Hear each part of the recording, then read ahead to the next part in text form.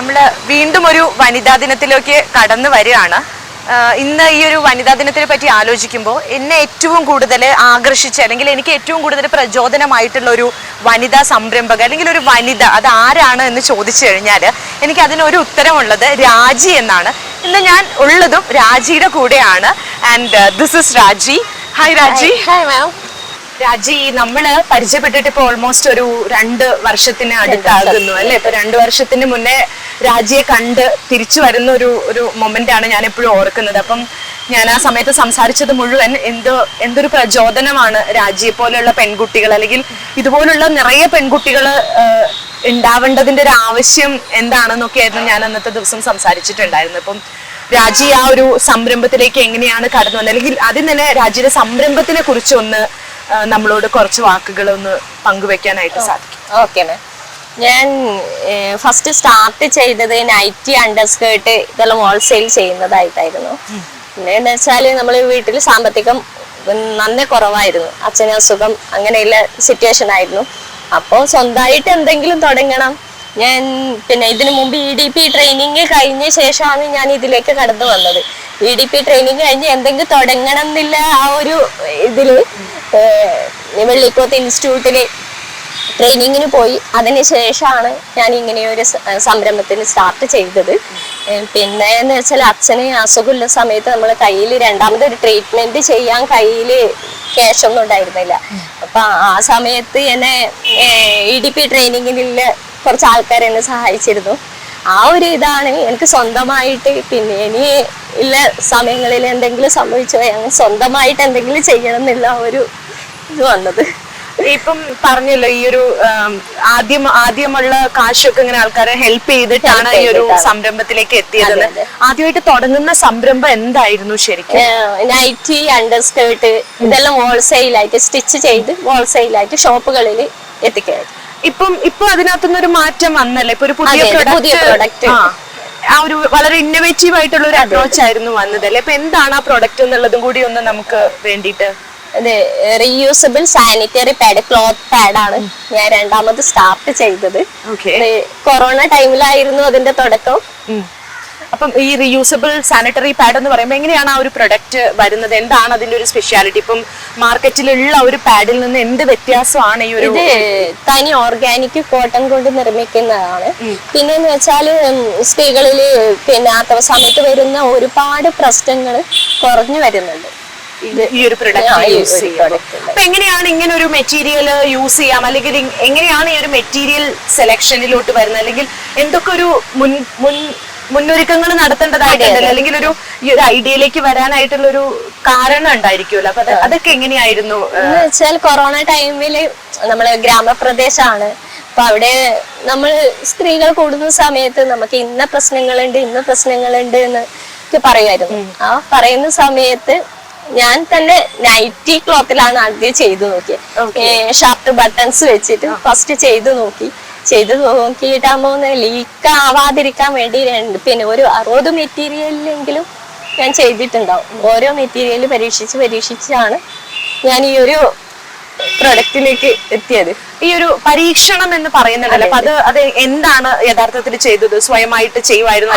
ഞാൻ സ്വയമായിട്ട് ഡോക്ടർ അതിനു മുമ്പ് ഞാൻ അടുത്തുള്ള കുറച്ച് ആൾക്കാർക്ക് കൊടുത്ത് അവര് യൂസ് ചെയ്ത് അതിന്റെ അഭിപ്രായം, അതിൽ വരുന്ന മാറ്റങ്ങൾ എല്ലാം ചർച്ച ചെയ്തു. അതിനുശേഷം ഫുൾ പ്രൊഡക്റ്റ് ആയിട്ട് നമ്മൾ ഡോക്ടേഴ്സിനെ കൊണ്ട് കാണിച്ചു. ഡോക്ടേഴ്സ് ഓക്കെ പറഞ്ഞ ശേഷമാണ് ഞാൻ ഷോപ്പ് ഇടുന്നത്. ഇപ്പം ഒരു ഷോപ്പാണ് ഉള്ളത്. അതെ അതെ. ഇപ്പം ആ ഒരു ഷോപ്പിൽ തന്നെയാണോ ഈ നൈറ്റിയും അണ്ടർസ്കേർട്ടും അതുപോലെ തന്നെ സാനിറ്ററി പാഡിന്റെ? ഒരു പ്രൊഡക്റ്റ് ചെയ്യുമ്പോൾ നമുക്ക് മറ്റു പ്രൊഡക്റ്റ് നിർത്തിവെക്കേണ്ട ഒരവസ്ഥ. കാരണം എന്ന് വെച്ചാൽ നമുക്ക് ഓർഡർ വരുന്നതനുസരിച്ച് ചെയ്തു കൊടുക്കാൻ സ്പേസ് കുറവാണ്. ഇപ്പൊ ഫാക്ടറി ആയി ചെയ്യാനാണ് തീരുമാനം. ഇപ്പം ഇങ്ങനെ ഒരു EDP പ്രോഗ്രാമിൽ പങ്കെടുത്ത ഒരു കാര്യം പറഞ്ഞല്ലോ. അപ്പൊ അത് കഴിഞ്ഞിട്ട് ഈ ഒരു ഐഡിയ ഞാൻ ഇങ്ങനെ ഒരു കാര്യം ചെയ്യണുണ്ട്, എനിക്ക് തോന്നുന്നു 2018 കഴിഞ്ഞ് 2021 ഈ ഒരു പ്ലാനിലേക്ക് എത്തുന്നത് അല്ലെ? അപ്പൊ ആ ഒരു പ്ലാനിലേക്ക് എത്തുന്ന സമയത്ത് ഏതൊക്കെ തരത്തിലുള്ള തടസ്സങ്ങൾ അല്ലെങ്കിൽ ഏതൊക്കെ തരത്തിലുള്ള സഹായങ്ങളാണ് കിട്ടിയിട്ടുണ്ട്. തടസ്സങ്ങളും ഉണ്ടായിട്ടുണ്ടായിരിക്കും, സഹായങ്ങളും ഉണ്ടായിട്ടുണ്ടായിരിക്കും. അപ്പം തടസ്സങ്ങളെ കുറിച്ചും അതിന് ലഭിച്ച സഹായങ്ങളെ കുറിച്ചും ഒന്ന് വിശദാക്കുകയാണെങ്കിൽ ഇതുപോലെ ഒരുപാട് ആൾക്കാർ ഉണ്ടായിരിക്കുമല്ലോ മുന്നോട്ട് വരാൻ ആഗ്രഹിക്കുന്നത്. ഞാൻ ഫസ്റ്റ് നമുക്ക് പിന്നെ അണ്ടർസ്കേർട്ടും നൈറ്റിയും ചെയ്യുന്ന സമയത്ത് ഞാൻ ലോൺ എടുത്തിട്ടാ ചെയ്തത്. PMEGP ലോൺ എടുത്തിട്ടാ ചെയ്തത്. അപ്പൊ ഇക്കാര്യം പറയുമ്പോ അവർക്ക് സക്സസ് ആവോന്നില്ല ഒരു ഇതുണ്ടായിരുന്നു. അതുകൊണ്ട് രണ്ടാമതൊരു ലോൺ തരാൻ അവര് തയ്യാറായില്ല. പിന്നീട് മുദ്ര ലോൺ വഴിയാണ് ഞാൻ രണ്ടാമത് ക്ലോസ് ചെയ്ത്. ഈ മുദ്ര ലോൺ വഴിയാണ് ഞാൻ രണ്ടാമത് ലോൺ എടുക്കുന്നത്. പിന്നെന്ന് വെച്ചാൽ DICയിലത്തെ കുറെ ആൾക്കാർ നല്ല സപ്പോർട്ട് ഉണ്ടായിരുന്നു. അവരും കൂടി സപ്പോർട്ടാണ് എന്നെ ഇവിടെ എത്തിച്ചത്. പിന്നെന്ന് വെച്ചാൽ ഒരു ചില സമയങ്ങളിൽ നമുക്ക് ആ ഒരു നെഗറ്റീവ് ഫീൽ ചെയ്യുമ്പോൾ നല്ല സപ്പോർട്ടാണ് ഭർത്താവും അച്ഛനും. നാളെ ശരിയാവുന്നില്ല ഒരു സപ്പോർട്ട് തരാറുണ്ട്. ഇപ്പൊ ഈ ഒരു എങ്ങനെയാണ് ഇതിപ്പോ ഈ ഒരു പ്രോഡക്റ്റ് ഉണ്ടാക്കാന്ന് പറഞ്ഞാൽ അത്ര എളുപ്പമുള്ള ഒരു കാര്യമല്ല. അതിനായിട്ട് മെറ്റീരിയൽ വാങ്ങിക്കേണ്ടതായിട്ടുണ്ട്. അപ്പൊ അങ്ങനെയുള്ള കാര്യങ്ങൾക്കൊക്കെ എങ്ങനെയാണ് എന്റെ ഐഡിയയില് ഞാൻ മില്ലിൽ പോയിട്ട് പറഞ്ഞ് ആ ഐഡിയയിൽ ചെയ്തു വരുന്ന പ്രൊഡക്റ്റ്. ഇത് ചെയ്തു വരാൻ തന്നെ ഒരു 3 മാസം, ചില ടൈമിൽ 3 മാസമൊക്കെ ടൈം എടുക്കും മെറ്റീരിയൽ എത്താൻ. ഒരു കാര്യം ചോദിച്ചോട്ടെ, ഇപ്പം ഈ ഇത്രയും പറഞ്ഞല്ലോ, ഒരുപാട് എത്ര പേരാണ് ഓർഗനൈസേഷനിൽ വർക്ക് ചെയ്യുന്നത് ഇപ്പൊ രാജീവ് അണ്ടറിൽ? ഇപ്പൊ വരുന്നത് 5 പേരാണ്. ഇപ്പൊ നമുക്ക് ഓർഡർ വർക്കേഴ്സ് ആണ്. അതെ അതെ, നമുക്ക് ഓർഡർ ഉള്ള സമയത്ത് അവര് രാത്രിയും കൂടി വർക്ക് ചെയ്യാൻ തയ്യാറുള്ളവരാണ്. ഓക്കെ. ഇപ്പം പറഞ്ഞല്ലോ ഈ ഓർഡർ കിട്ടുന്ന കാര്യമൊക്കെ പറഞ്ഞു. ഇതിന്റെ ഒരു മാർക്കറ്റിംഗ് സൈഡിലൊക്കെ എങ്ങനെയാണ് രാജ്യയുടെ ഒരു അപ്രോച്ച് എങ്ങനെയാണ്? ഇപ്പം ആദ്യമൊക്കെ എന്ന് വെച്ചാല് മാർക്കറ്റിങ്ങിന് പോകുന്ന സമയത്ത് ഇത് ആൾക്കാർക്ക് അറിയാത്തത് കൊണ്ട് തന്നെ ഇത് വന്ന് വാങ്ങിക്കോ അങ്ങനെയുള്ള ഇതുണ്ടായിരുന്നു. പക്ഷെ ഇപ്പോന്ന് വെച്ചാല് ആൾക്കാർ തന്നെ എവിടെ കിട്ടും എന്ന് ചോദിച്ചിട്ട് പോകുന്നത്. അപ്പൊ നമുക്ക് ഈ ഷോപ്പിൽ ഓർഡർ വരുന്നുണ്ട്, പക്ഷെ അതിനനുസരിച്ച് കൊടുക്കാനില്ല പിന്നെ ഇത് സ്റ്റോക്ക് ഇല്ലാത്തൊരു. അതുകൊണ്ട് ഇപ്പൊ റൈസിങ് കാസർഗോഡ് എന്ന് പറഞ്ഞിട്ട് പിന്നെ കാസർഗോഡിന്റെ ഒരു അതില് എന്റെ പ്രൊജക്ട് സെലക്ട് ആക്കിയിട്ടുണ്ട്. അതില് ഒരാള് ഇൻവെസ്റ്റ് ചെയ്യാൻ വന്നിട്ടുണ്ട്. ഓക്കെ. ഇപ്പം ഇങ്ങനൊരു ഇപ്പൊ പലതരത്തിലുള്ള ട്രെയിനിങ് പ്രോഗ്രാമുകളൊക്കെ പങ്കെടുത്തിട്ടുണ്ടായിരിക്കുമല്ലോ. അപ്പം ഏത് തരത്തിലുള്ള ട്രെയിനിങ് പ്രോഗ്രാമുകളാണ് ഈ ഒരു തരത്തില് ഓക്കെ ശരി എനിക്കൊരു സംരംഭകയാകാം, അല്ലാതെ ഇപ്പം സാധാരണ ഒരു സോൾ പ്രൊപ്രൈറ്റർഷിപ്പ് എന്ന് നമ്മൾ പറയുന്ന ഒരു വാക്കിൽ നിന്ന് മാറിയിട്ട് കുറച്ചും കൂടി എനിക്കൊരു വലിയ ഒരു സ്കെയിലില് എന്റെ ബിസിനസിനെ കൊണ്ടുപോകണം എന്നൊക്കെ ഉള്ള ആ ഒരു തോട്ട് പ്രോസസ് അല്ലെങ്കിൽ ആ ഒരു ചിന്ത എങ്ങനെയാണ് രാജിക്ക് കിട്ടിയതെന്ന് വെച്ചാല് മറ്റുള്ളവരിൽ നിന്ന് നമുക്ക് നെഗറ്റീവ് വരുന്ന ഒരു സമയത്ത് എനിക്ക് ജയിച്ച് കാണിക്കണം എന്നില്ല ആ ഒരു ഇതാണ് എന്നെ ഇത്ര വരെ എത്തിച്ചത്. ഇനിയും ഇതിനേക്കാളും എനിക്ക് ലോകം മൊത്തം അറിയുന്ന ഒരു ആവണം എന്നാണ്. അപ്പം ഈ ലോകം മൊത്തം അറിയുന്ന ഒരു സംരംഭകയാവാന്ന് പറയുമ്പോൾ അതിന് ഒരുപാട് മുന്നൊരുക്കങ്ങളൊക്കെ ആവശ്യമുണ്ടല്ലോ. അപ്പം എങ്ങനെയാണ് ആ ഒരു വിഷനെ എങ്ങനെയാണ് എന്റെ 2-3 ഐഡിയാസ് എന്റെ കയ്യിലുണ്ട്. അതും കൂടി ഒന്ന് ഇറക്കാൻ വേണ്ടിയിട്ടാണ് ഈ ഒരു ഇൻവെസ്റ്റേഴ്സ് അത്രയും ഫണ്ട് കയ്യിൽ വേണം. അതുകൊണ്ടാണ് ഇൻവെസ്റ്റേഴ്സിനെ ക്ഷണിച്ചത്. ഇപ്പം ഈ ഒരു പ്രൊജക്റ്റുമായിട്ട് മുന്നോട്ട് പോകുന്ന സമയത്ത് ഒത്തിരി ഫണ്ട് ആവശ്യം ഉണ്ടാവും. ഒരു ലോണിന്റെ കാര്യമൊക്കെ പറഞ്ഞു. അപ്പൊ ഈ ലോണൊക്കെ ഇനിയാണെങ്കിലും ഒത്തിരി ഫണ്ട് ആവശ്യമുണ്ട്. അപ്പൊ അതിനൊക്കെ എങ്ങനെയാണ് രാജീവ് ഇപ്പം ബിസിനസ്സിനകത്ത് റവന്യൂ ഒക്കെ ജനറേറ്റ് ചെയ്ത് തുടങ്ങിയോ? എങ്ങനെയാണ് അതിന്റെ ഒരു ബിസിനസിന്റെ കുറച്ച് മിഷൻസ് കാര്യങ്ങൾ ആവശ്യമാണ്. ഓട്ടോമാറ്റിക്കലി മിഷൻസ് ആണ്.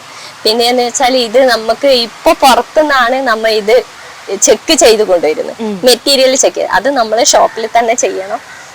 പിന്നെന്ന് വെച്ചാല് നമുക്ക് അടുത്ത പ്രൊഡക്റ്റും അതൊക്കെ നാച്ചുറൽ പ്രൊഡക്റ്റ് ആണ്. അത് ഏറ്റവും കൂടുതൽ ആൾക്കാരിൽ എത്തിക്കണം. അങ്ങനെയൊക്കെയാണ് ഇപ്പൊ ഒരു ബേസ് ആയിട്ട് ഇപ്പൊ കാസർഗോഡ് ആണല്ലോ കൂടുതൽ ഈ ഒരു ബിസിനസ് മുന്നോട്ട് അറിഞ്ഞറിഞ്ഞ് മൗത്ത് പബ്ലിസിറ്റിയോട് കൂടിയിട്ടാണല്ലോ കൂടുതലും വരുന്നത്. അങ്ങനെയാണ് ഞാൻ മനസ്സിലാക്കിയിട്ടുള്ളത്. അപ്പൊ ഈ ഒരു മൗത്ത് പബ്ലിസിറ്റി എന്ന് മാറി ഇപ്പൊ കേരളം മുഴുവൻ ആക്കുക എന്നൊക്കെ പറഞ്ഞു കഴിഞ്ഞിട്ടുണ്ടെങ്കിൽ കുറച്ചും കൂടി ഒരു വ്യത്യാസമുള്ള മാർക്കറ്റിംഗ് കമ്മ്യൂണിക്കേഷൻ ഒക്കെ ആവശ്യമായിട്ട് വരുമല്ലോ. അഡ്വർടൈസ്മെന്റും കാര്യങ്ങളും ഒക്കെ ആയിട്ട് അങ്ങനെയുള്ള വല്ല പ്രവർത്തനങ്ങളും ഒക്കെ എങ്ങനെയാണ്? സോഷ്യൽ മീഡിയ എന്ന് പറഞ്ഞാൽ എനിക്ക് അത്ര പരിചയമുള്ള കാര്യമല്ല. എന്ന് വെച്ചാല് ഒരുപാട് പിന്നെ കുട്ടികള് പിന്നെ DICന്റെ ആൾക്കാരായാലും കുറെ സപ്പോർട്ട് ചെയ്യുന്നത് സോഷ്യൽ മീഡിയ വഴി എനിക്ക് നല്ല സപ്പോർട്ട് ചെയ്തു തരുന്നുണ്ട്. അപ്പൊ മുന്നോട്ടും അവരിൽ സപ്പോർട്ട് കിട്ടുന്ന പ്രതീക്ഷ. നല്ല ഈ ഒരു സോഷ്യൽ മീഡിയയിലോട്ട് കടക്കാനായിട്ട് രാജിയുടെ ഭാഗത്തുനിന്ന് എന്തൊക്കെ ശ്രമങ്ങളാണ് ഉണ്ടായിട്ടുള്ളത്? ഒരു വലിയൊരു പ്രശ്നമാണല്ലോ അല്ലെ സോഷ്യൽ മീഡിയ ആയിട്ട് അത്ര. അപ്പൊ അതിന് എന്താണ് ചെയ്തുകൊണ്ടിരിക്കുന്നത് ഇപ്പോന്ന് വെച്ചാല് പിന്നെ ഒരുപാട് ക്യാഷ് വേണം സോഷ്യൽ മീഡിയയിലേക്ക് ചെയ്യാനല്ലേ. ഞാനിപ്പോ കുറെ സ്ഥലത്ത് ചോദിച്ചിട്ടാകുമ്പോ അവര് ഒരുപാട് എമൗണ്ട് ആണ് നമ്മളോട് പറയുന്നത് ഈ വെബ്സൈറ്റ് ക്രിയേറ്റ് ചെയ്യാൻ വേണ്ടിയിട്ട്. അപ്പോന്ന് വെച്ചാൽ ഈ ഒരു ഫണ്ടിലാണ് ഇനിയുള്ള കാര്യങ്ങളെല്ലാം വരുന്നത്, ഈ ഒരു ഫണ്ടിലാണ്.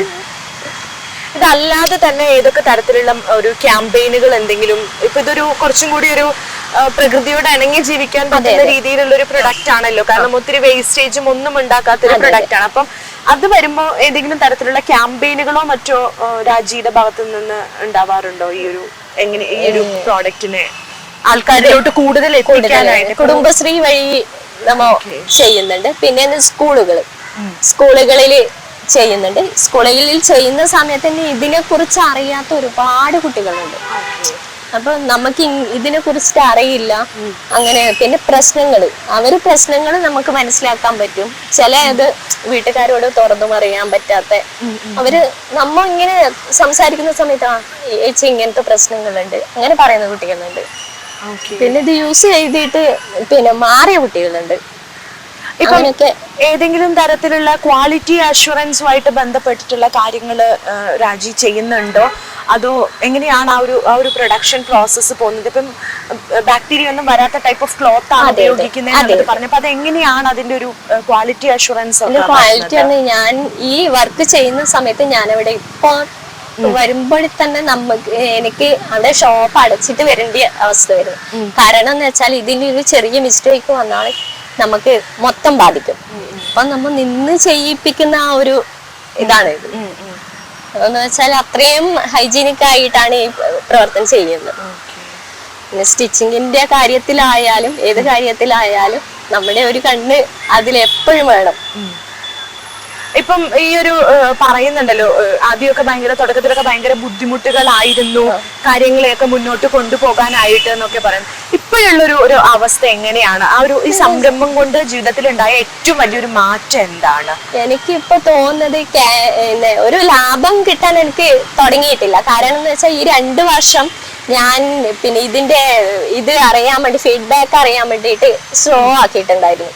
അതുകൊണ്ട് വലിയൊരു ഇതുണ്ട്. പിന്നെന്ന് വെച്ചാൽ എനിക്ക് കിട്ടിയ ഏറ്റവും വലിയ ഒരു സമ്പത്ത് എന്ന് പറയുന്നത് എനിക്ക് അവാർഡ് കിട്ടിയിട്ടുണ്ട്, സമം അവാർഡ്. അപ്പോന്ന് വെച്ചാൽ അത് എനിക്ക് എന്റെ അച്ഛനെ കൊണ്ടുപോയിട്ട് ഒരു സ്റ്റേജിൽ നിന്ന് വാങ്ങാൻ പറ്റിയ ആ അച്ഛന്റെ സന്തോഷം അത് വലിയ ഒരു സമ്പത്ത് തന്നെയാണ്. എനിക്ക് ഒരു വലിയ പ്രൗഡ് ഒരു അവസ്ഥയായിരുന്നു അല്ലേ? ഓക്കെ, ഞാൻ ഇതൊക്കെ കൊണ്ട് തന്നെയാണ് ഞാൻ ആദ്യം പറഞ്ഞത് എന്റെ ജീവിതത്തിലും ഏറ്റവും അധികം എനിക്ക് പ്രചോദനം തോന്നിയിട്ടുള്ള ഒരു ആളാണ് എന്നുള്ളത്.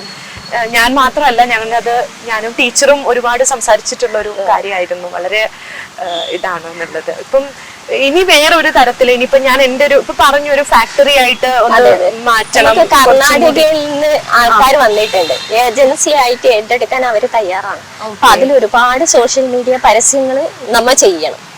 അപ്പൊ അതിനും കൂടിയായിട്ടാണ് ഇപ്പൊ ഫാക്ടറി ആക്കാനുള്ള തീരുമാനം. ഓക്കെ, ഇപ്പം ഈ ഒരു ജില്ലയിൽ മാത്രമായിട്ട് ഒതുങ്ങി നിൽക്കുന്ന രീതിയിലാണല്ലോ ഇപ്പൊ ബിസിനസ് മൊത്തത്തിൽ പോകുന്നത്. ഇനി ഒന്ന് വലുതാക്കണ്ടേ, എല്ലായിടത്തും എത്തിക്കണ്ടേ? അപ്പൊ അതിനെന്താണ് ഇനി അടുത്തതായിട്ട് പ്ലാൻ ചെയ്യുന്നത്? മെയിൻ സോഷ്യൽ മീഡിയ തന്നെയാണ്.